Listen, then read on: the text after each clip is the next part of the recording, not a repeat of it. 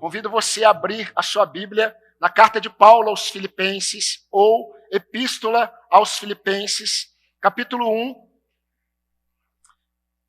Vamos dar continuidade àquilo que Paulo ele estava falando e nós observamos domingo passado. Hoje nós vamos continuar um pensamento de Paulo que ele está expondo ao escrever essa carta de sua prisão em Roma. Lembrando que Paulo, ele deste lugar, ele escreve outras cartas. Deste lugar, desta prisão romana, ele também escreve uma carta aos Filipenses. Ele também escreve uma carta, a carta aos Filipenses, escreve uma carta aos Colossenses, escreve uma carta também aos irmãos de Éfeso e escreve também uma carta pessoal a Filemon.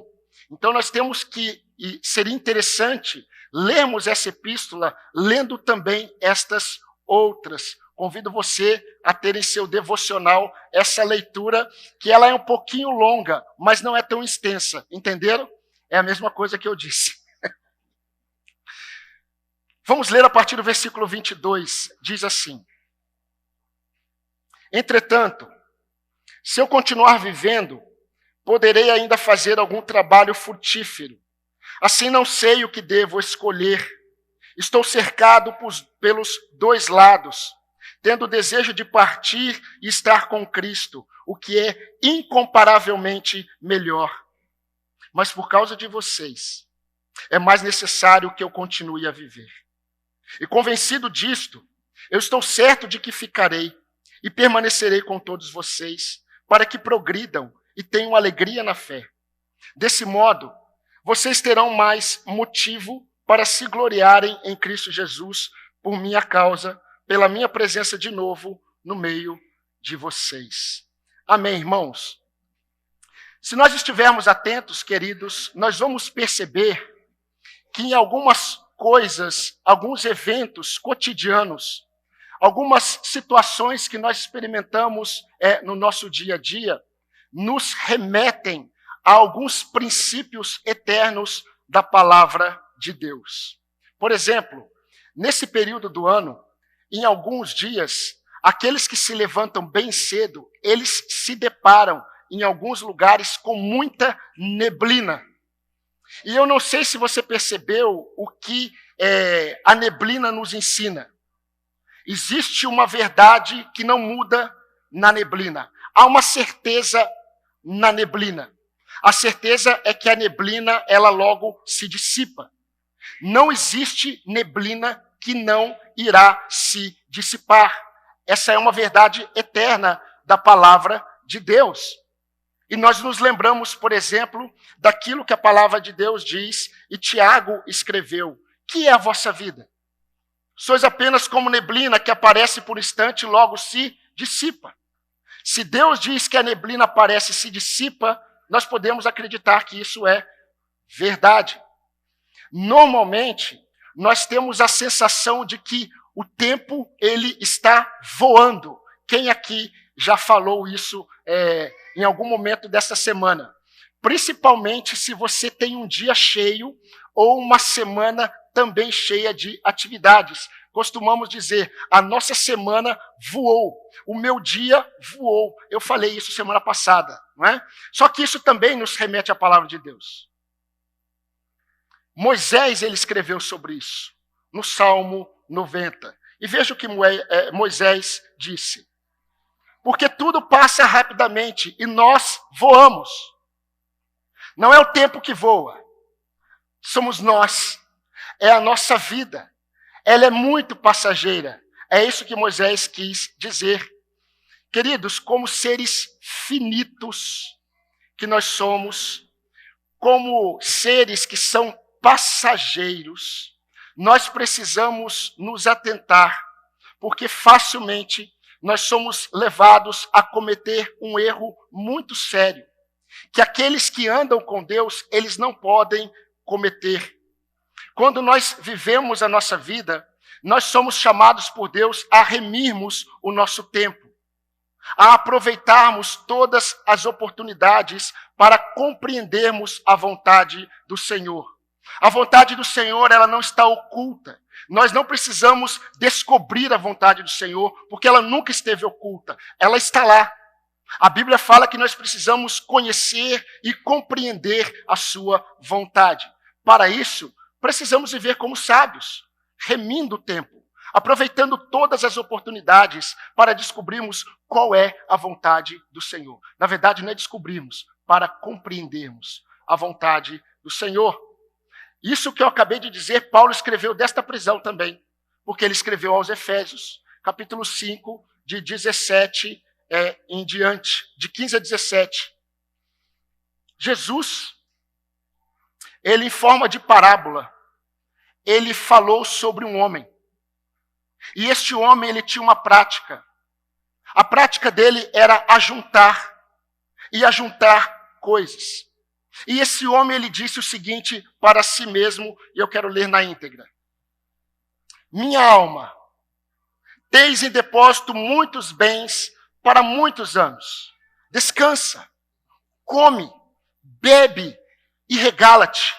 Mas Deus lhe disse, louco, esta noite lhe pedirão a tua alma. O que você tem preparado, para quem será?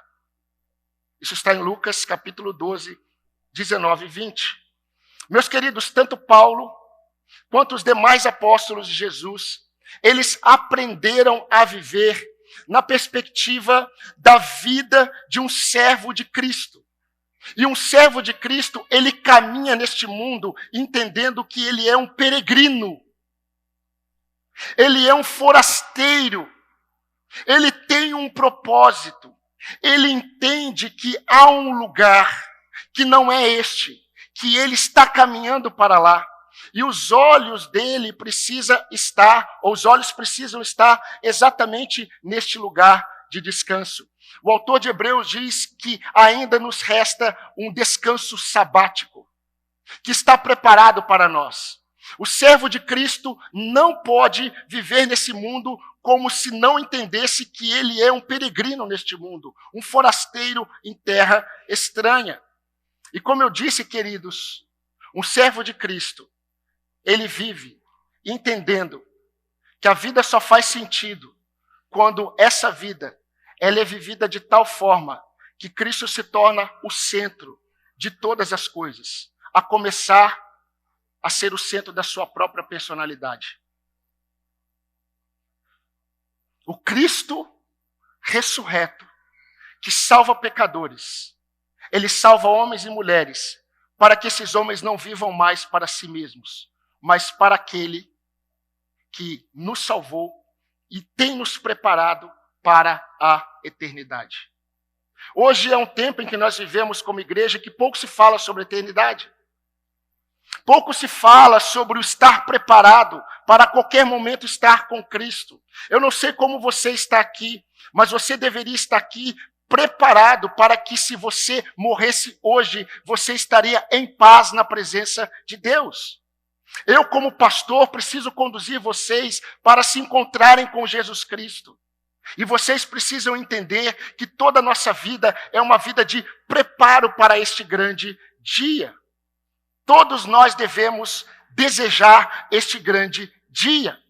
Paulo era alguém que desejava a vida com Cristo.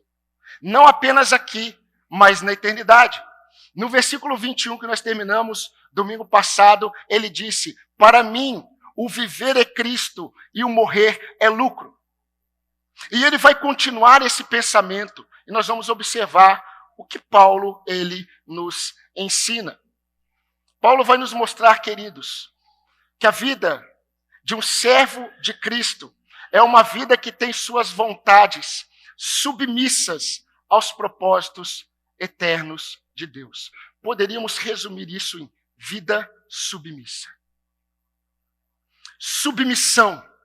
Essa não é uma palavra muito agradável para os tempos de hoje. Submissão. Submissão a Deus. O servo de Cristo é aquele que vive submisso a Deus. As suas vontades são vontades submissas a Deus. Então eu gostaria, queridos, de como primeira lição, observar que, para um servo de Cristo, suas vontades submissas tem a ver com o avanço do reino. Suas vontades submissas são submissas àquilo que traz mais avanço ao reino. Nós vamos observar dos versículos 22 a 25, mas eu quero mostrar para você que o versículo 22, ele está ligado ao versículo 19.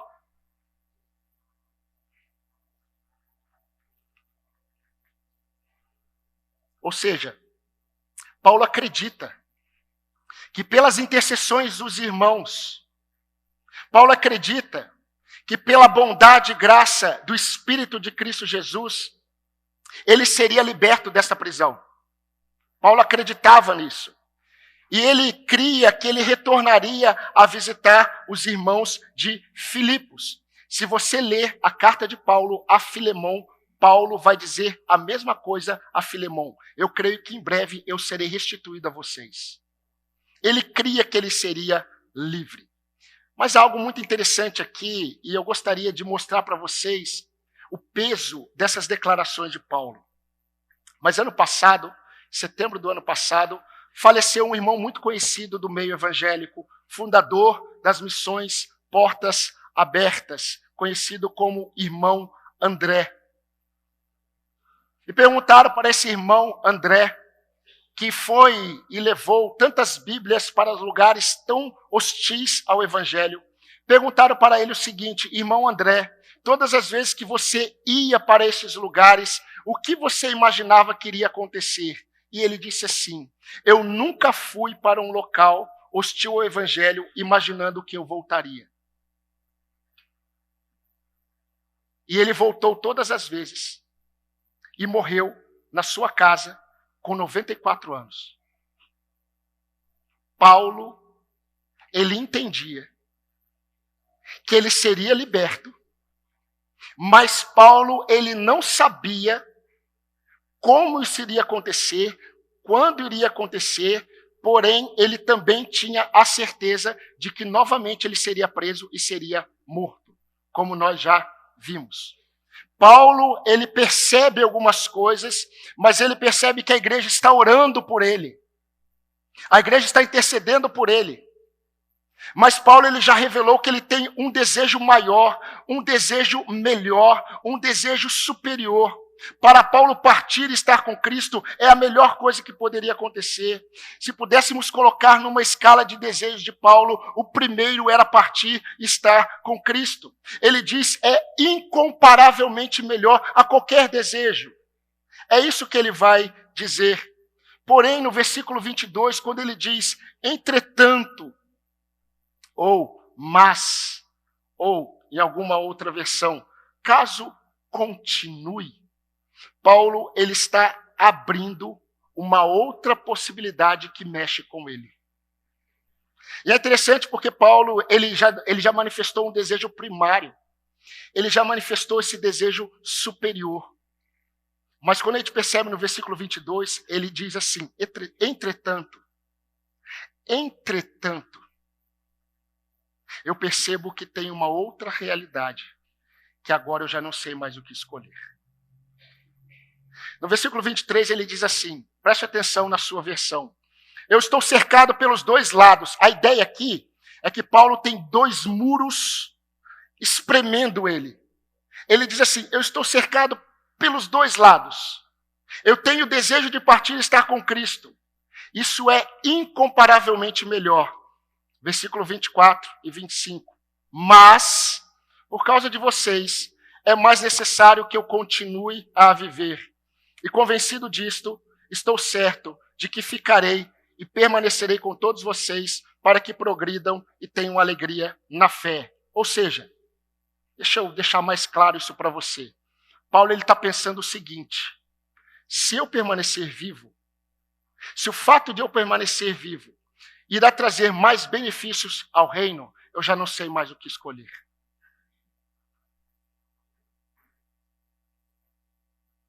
Se eu ficar vivo, e isso for abençoador para o avanço do reino, eu já não sei mais o que escolher. Mas em nenhum momento ele rebaixa o primeiro desejo dele. ele diz: eu tenho o desejo de partir e estar com Cristo. Esse é incomparavelmente melhor. Porém, há uma outra realidade aqui. E essa outra vontade surge devido à percepção dele de uma necessidade. Há uma necessidade de trazer mais benefícios aos irmãos. É isso que ele vai falar.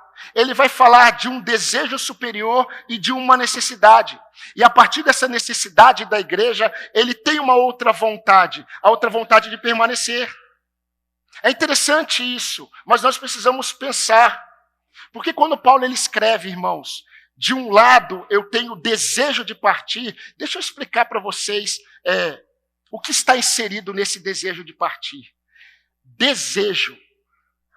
A palavra que Paulo utiliza para falar de desejo é algo que mexe com ele de forma intensa. Quando Paulo ele diz, eu tenho desejo de partir, esse desejo é um desejo intenso. Seria como se ele dissesse, meus irmãos, eu tenho muita vontade de partir, estar com Cristo, mas é muita mesmo.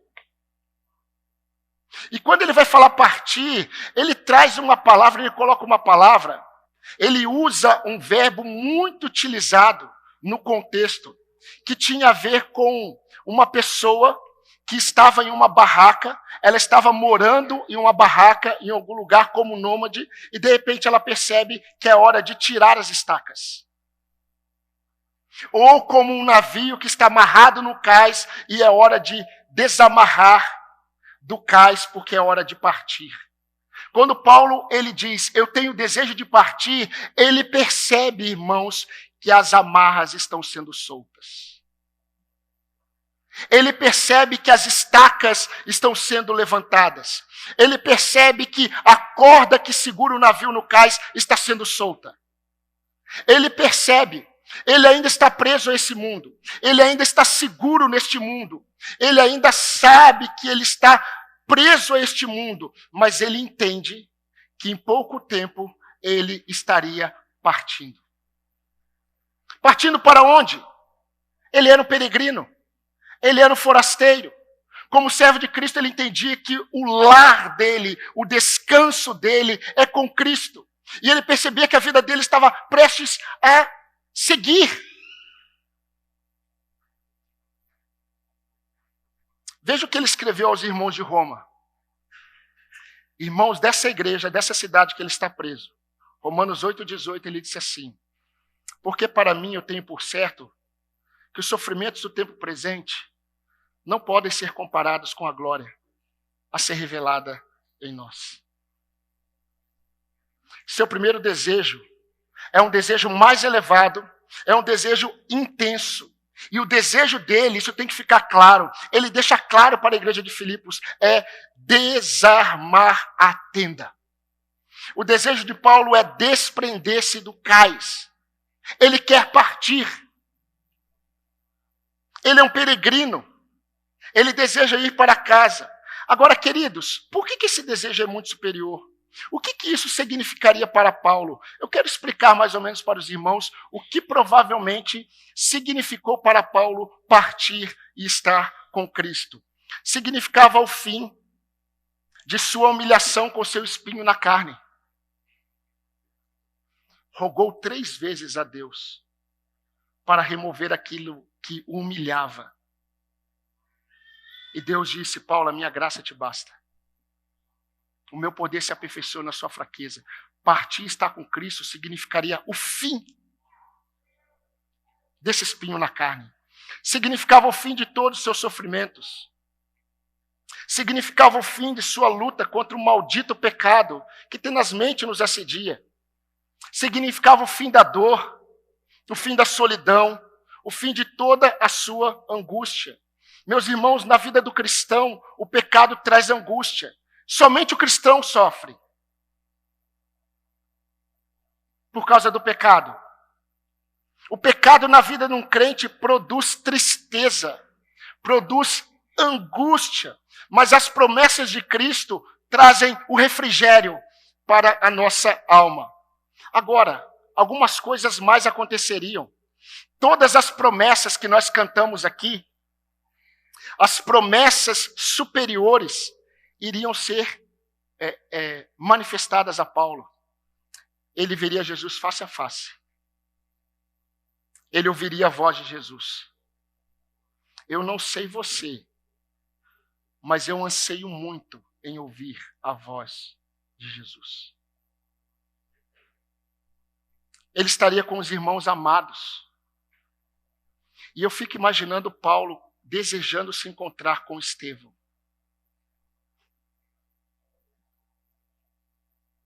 Ele estaria na presença dos santos anjos de Deus. Além de saber que todo gozo e alegria plena são perpétuos.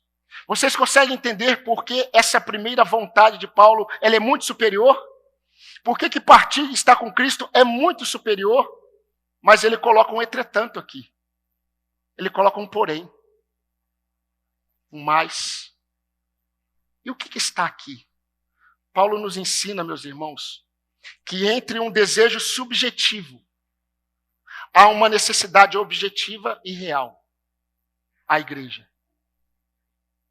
O desejo que ele tinha era subjetivo, era dele. Mas entre esse desejo dele e uma necessidade, ele optou a submeter a sua vontade para suprir essa necessidade da igreja.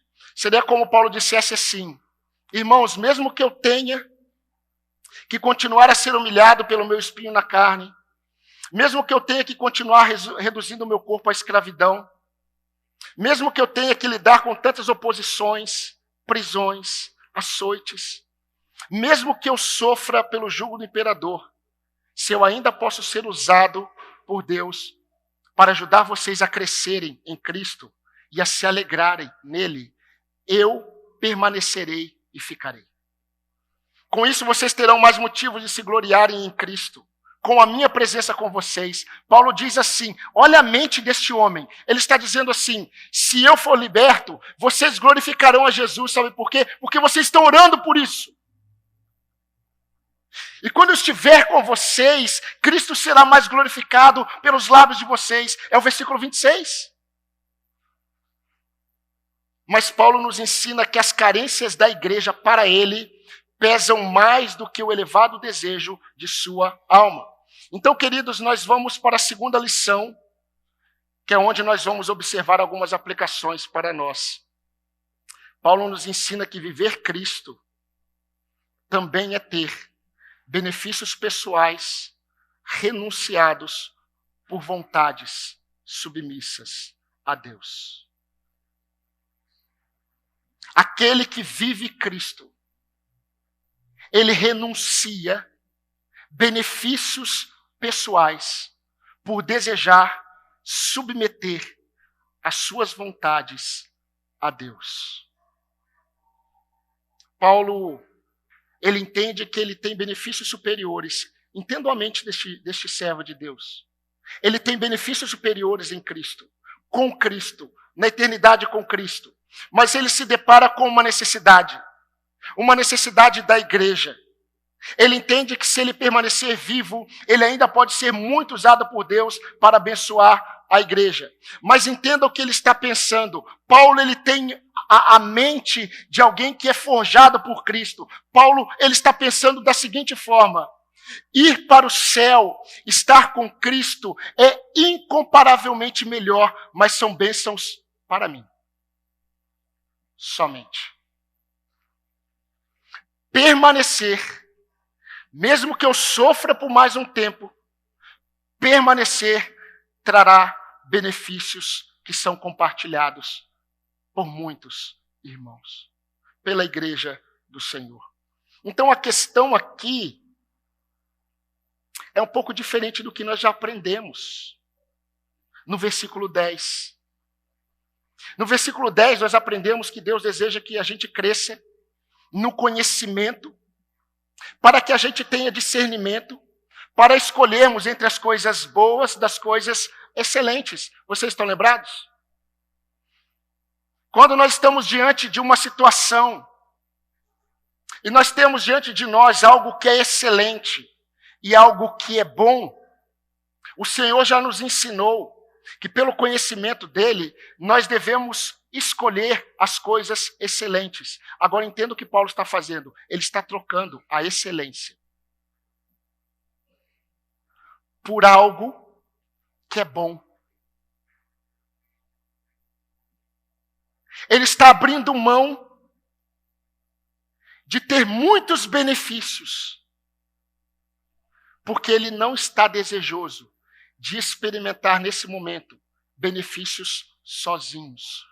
Ele entende que se ele se submeter à vontade de Deus, mesmo sofrendo ainda neste mundo mais um pouco, ele iria abençoar muitos irmãos. Bênçãos compartilhadas.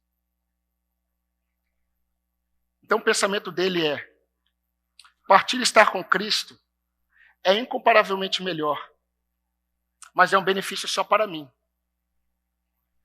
Permanecer e ser usado por Deus para a edificação da igreja são benefícios compartilhados. E sabe o que eu vou desejar, irmãos? Ficar. Eu desejo ficar. Eu desejo ficar e eu tenho certeza que eu ficarei. Mais um pouco, mais eu ficarei.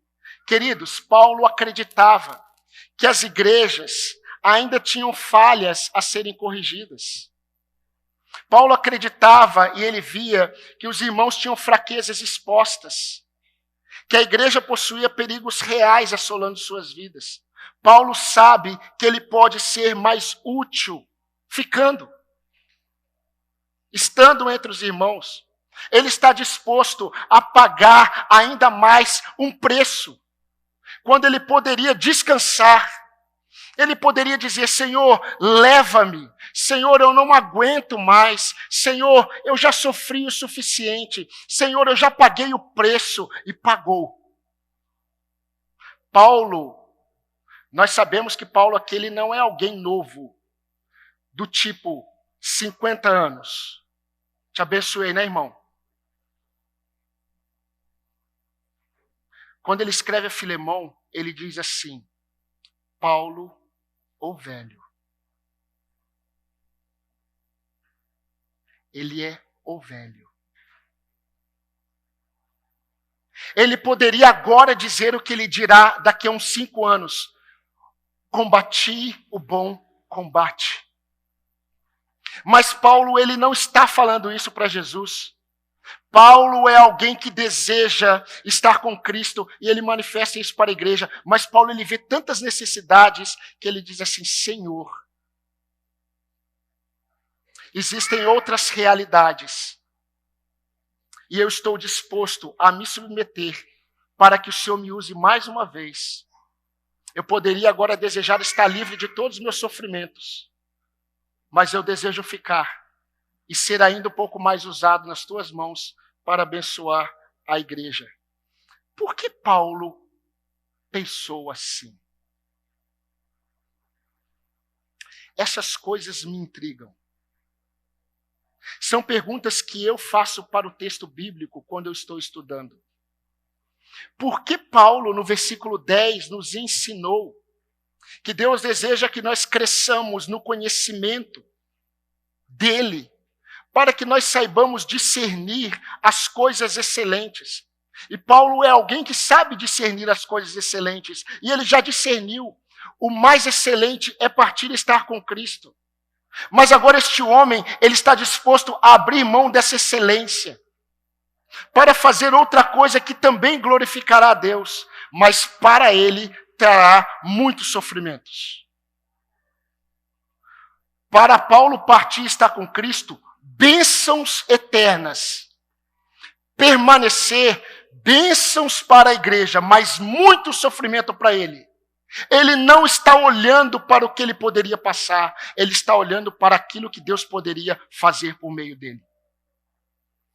Por que ele fez isso? Nós chegamos a uma resposta. Quando Paulo escreve a igreja de Filipos e também a igreja de Corinto, e Paulo diz assim: sejam meus imitadores. Paulo, ele não tem por objetivo ser um referencial em que os holofotes estejam voltados para ele. Paulo é alguém que está escondido em Cristo. Ser imitador de Paulo é imitar a Cristo. Paulo, ele é para mim um dos homens que conseguiram, pela graça de Deus, por meio dos sofrimentos que passou, ser alguém que chegou a manifestar a mente do seu Senhor.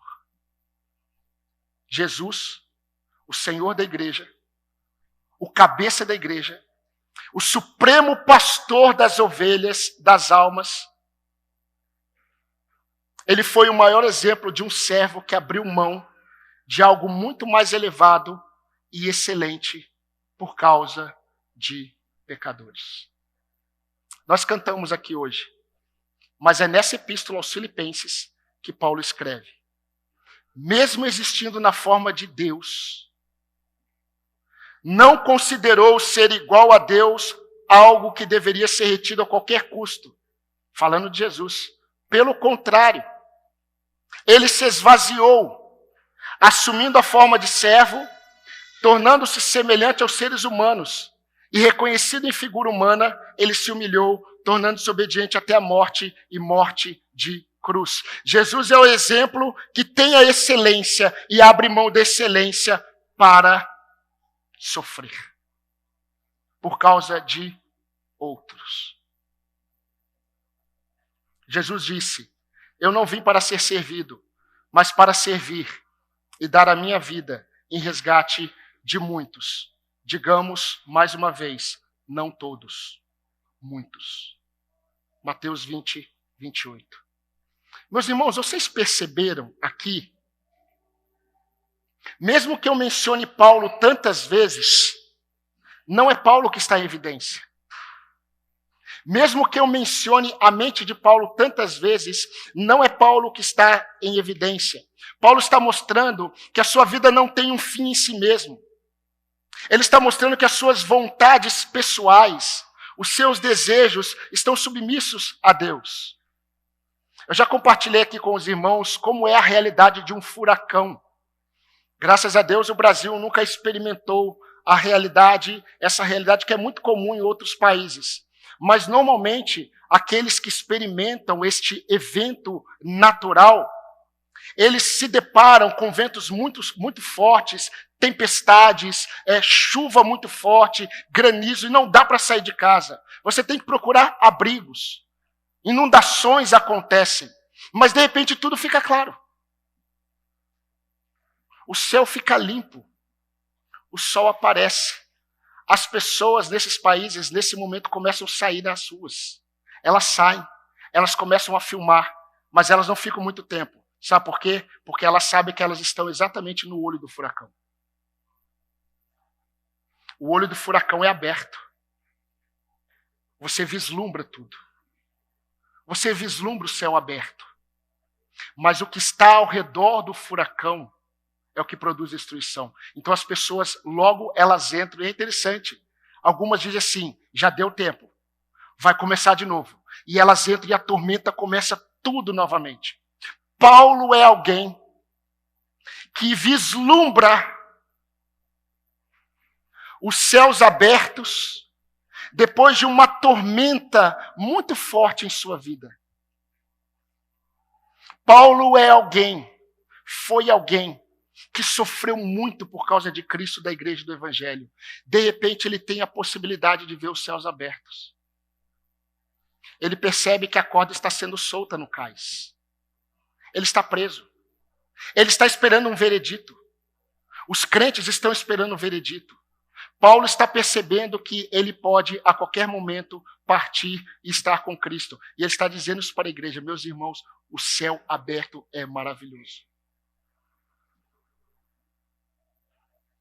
Estar longe da tempestade deste mundo, da luta contra o pecado, do sofrimento que servir a Cristo neste mundo traz, das pressões, das opressões malignas. Eu não sei se você sabe, o crente ele é oprimido pelo maligno. O seu filho é oprimido pelo maligno. Por isso que o pai precisa orar pelos seus filhos. Paulo, ele vê a oportunidade de estar com Cristo. Tudo vai acabar. Mas ele percebe que alguns irmãos precisam dele. Então ele nega, ele renuncia essa possibilidade de pedir a Deus, Senhor, me leve, porque Paulo é alguém que ele está disposto a sofrer por amor aos irmãos, por amor à igreja. O servo de Cristo, ele não deseja o céu para fugir de problemas. Você sabia?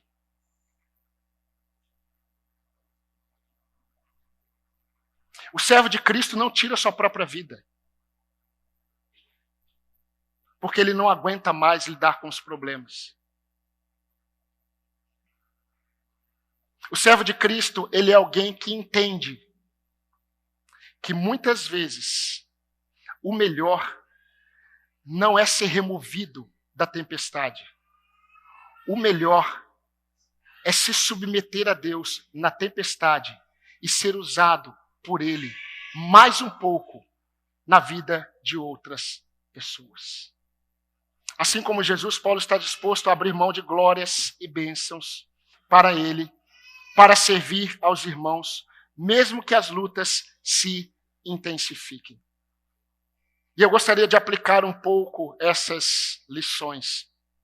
Meus irmãos, com certeza, nos dias de hoje, essa expressão vontades submissas contrapõe o pensamento humanista que prega que vontades pessoais existem para serem supridas.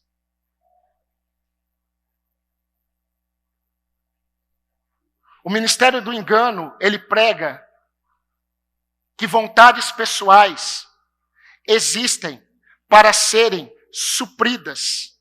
Isso é uma mentira. Isso é engano.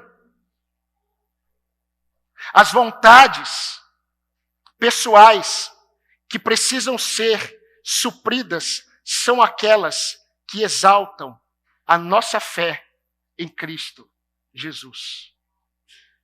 Aliás, se trocássemos o método evangelístico, e eu já disse isso para vocês, se trocássemos o método evangelístico hoje, e ao invés de dizer, Jesus te ama, se nós disséssemos aquilo que saiu dos lábios daquele que tem poder para salvar, e se nós disséssemos, aquele que quer vir após mim, negue-se a si mesmo, esteja disposto a tomar a sua cruz, a se humilhar, a morrer todos os dias e me siga. Se nós trocássemos esse método evangelístico, eu não tenho dúvidas, queridos, que as igrejas evangélicas não estariam tão cheias de pessoas.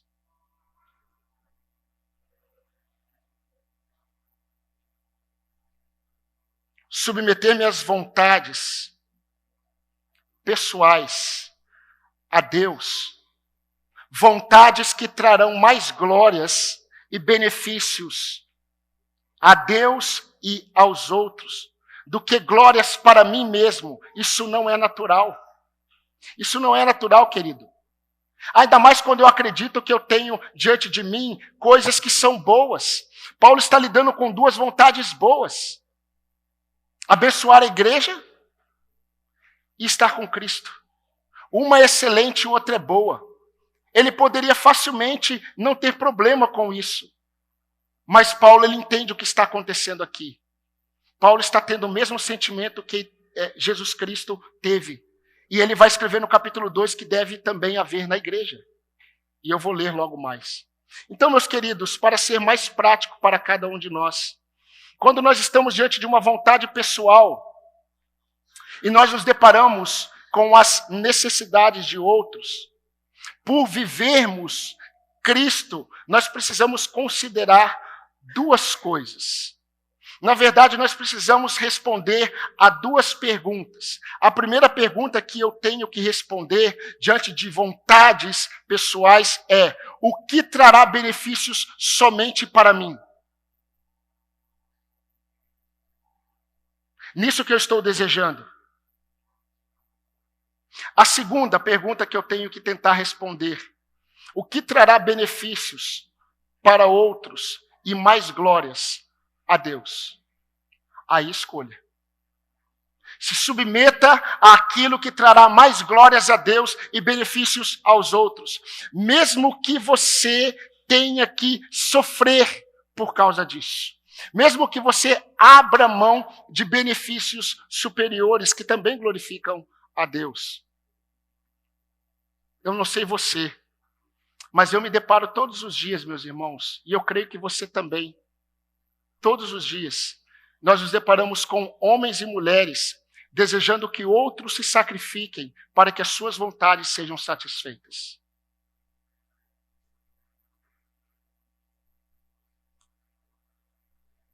E interessante porque são vontades que não têm a ver com o reino de Deus.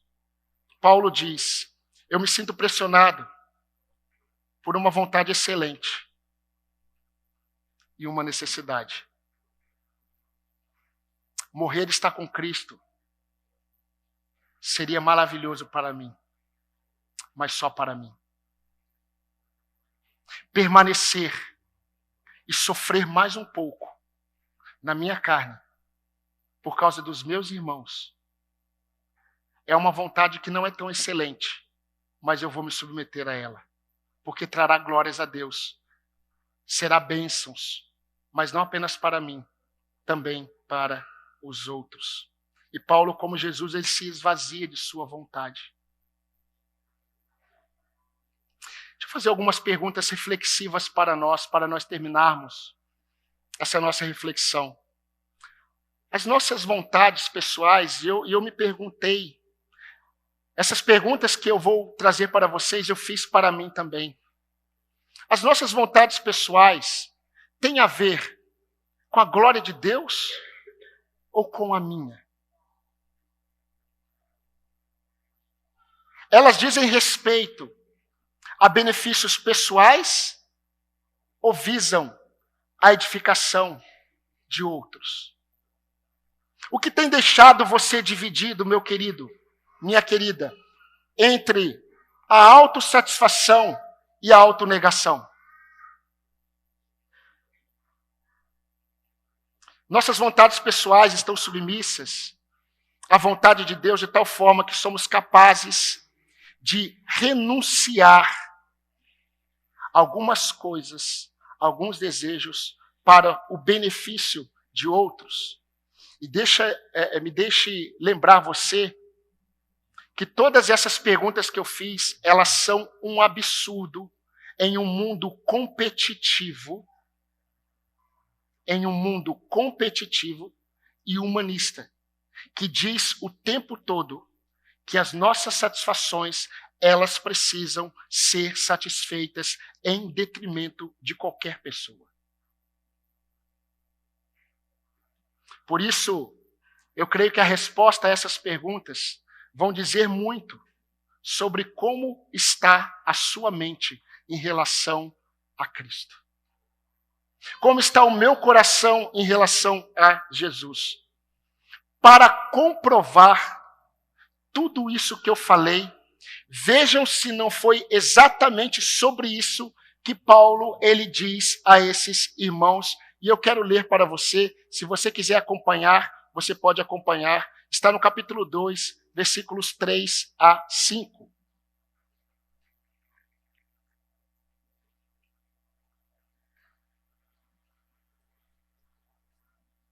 Não façam nada por interesse pessoal ou vaidade, mas por humildade. Cada um considerando os outros superiores a si mesmo, não tendo em vista somente os seus próprios interesses, mas também os dos outros. Tenham entre vocês o mesmo modo de pensar de Cristo Jesus. E aí ele começa a explicar como Cristo se esvaziou de sua glória. Então, meus irmãos, quanto mais parecidos com Cristo, quanto mais eu me torno parecido com Cristo, mais eu me doarei. Mais eu me doarei em benefício da fé de outros. Porque isso sempre trará, com certeza, mais glórias a Deus. Vontades submissas são vontades submissas a Deus, para benefícios eternos e não somente para mim mesmo. Eu ouvi essa semana a declaração sobre um irmão em Cristo.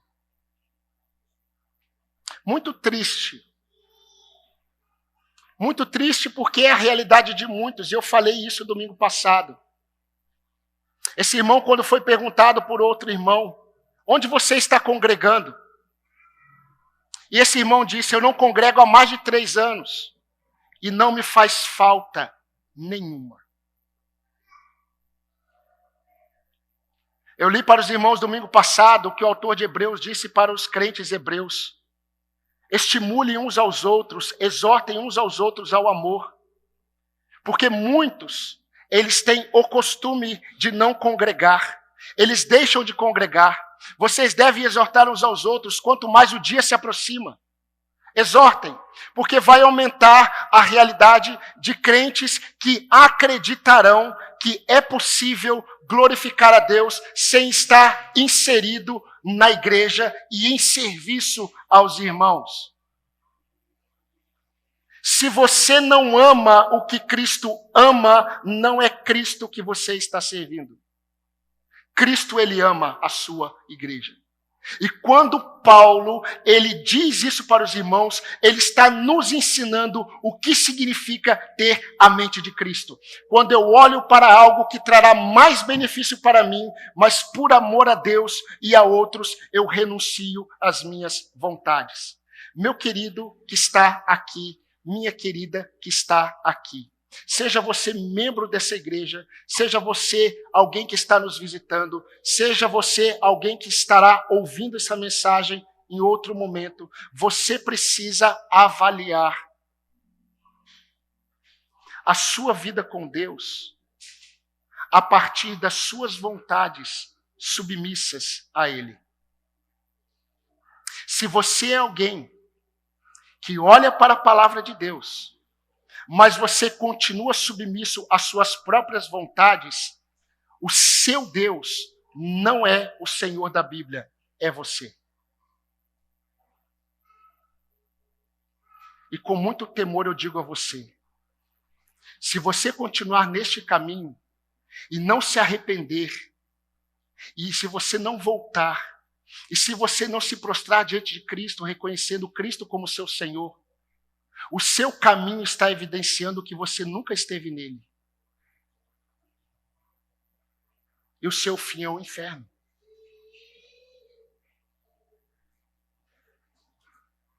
É possível, a partir daquilo que você está ouvindo hoje, se render à voz do Senhor e se submeter à vontade do Senhor. Porque diferente de Paulo, as suas escolhas, elas não são nem boas nem excelentes. Elas são ruins. Porque não conduzem você a glorificar a Deus, mas conduz você a glorificar o seu próprio entendimento, que não muda, porque você sabe o melhor para você. Pelo amor de Deus, literalmente, em Cristo Jesus, você pode, a partir disso que você tem ouvido, se render a Jesus e amar a Ele e a sua igreja. E se você é alguém, querido irmão, que já tem Cristo como seu Salvador, eu quero incentivar você a buscar todos os dias, na dependência de Deus, ter a sua vontade ou as suas vontades submissas à vontade de Deus, mesmo que você tenha que pagar o preço. Porque quando você paga o preço, por estar submisso à vontade de Deus, Cristo é glorificado, a sua alma se enche de satisfação e os benefícios do Senhor virão sobre a sua vida. Não há nada melhor para a igreja de Cristo do que servos de Cristo submissos à sua vontade. Quero terminar com o versículo 25. E convencido disto, eu estou certo de que ficarei e permanecerei com todos vocês para que progridam e tenham alegria na fé. Que o Senhor nos ajude a submetermos nossos desejos a Ele e a nos entregarmos aquilo que Ele já declarou que é o melhor para nós. Amém, irmãos? Amém. Eu convido a igreja, neste momento, a falar com o Senhor da igreja. Fale com o Senhor.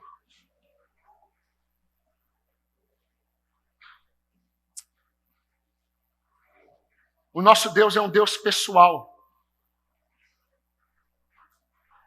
E apesar de dizer a todos a mesma mensagem, Ele é pessoal e fala de forma muito específica com cada homem. Talvez haja alguma criança aqui nesta noite que o Senhor esteja chamando para Ele, para se submeter a Ele. Talvez haja algum jovem aqui que esteja precisando submeter as suas vontades pessoais à vontade de Cristo. Talvez você esteja buscando coisas excelentes, porque tem a ver com Deus. Mas o Senhor, Ele quer mais de você. Ele não quer nada além do que tudo. A sua vida aos pés dEle. Talvez haja aqui um adulto. Talvez haja aqui alguém que tem tido uma visão tão equivocada da igreja. Nessa noite o Senhor mostrou para você que ser como Jesus é amar a sua igreja, mesmo ela tendo tantos defeitos e falhas. Se Jesus morreu por ela e a santifica, nós somos chamados também a morrermos uns pelos outros, segundo 1 João 3,16. E se há alguém aqui que não tem Jesus Cristo como seu Senhor e seu Salvador, se renda a Ele hoje. Porque a sua vida, como a minha, passa como uma neblina. Você não sabe o dia de amanhã. Você não sabe o que acontecerá daqui a pouco. Se a sua alma for pedida hoje, você está preparado para estar diante de Cristo e tê-lo como seu Salvador e não como seu juiz? Se arrependa dos seus pecados. Creia em Jesus Cristo e peça para que Ele salve a sua alma. Fale que você deseja viver para a glória dEle.